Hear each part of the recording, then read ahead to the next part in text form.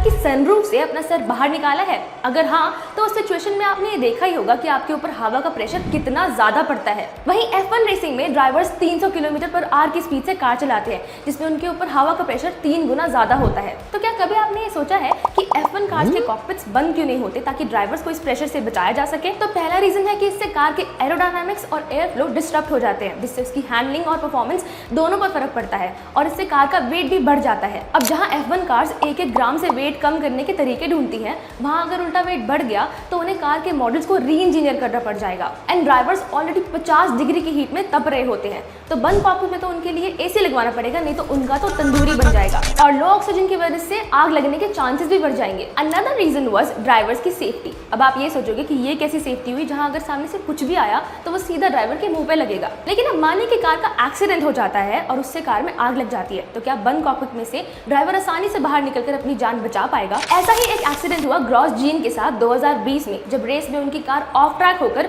Barrier से टकरा गई, जिससे उसमें आग लग गई। अब इस खतरनाक एक्सीडेंट को देखकर तो यही लग रहा था कि ग्रॉसजीन नहीं बच पाएंगे, बट मिरेकल्स डू हैपन और ओपन कॉकपिट होने की वजह से उनकी बाहर निकलने की कोशिश कामयाब रही।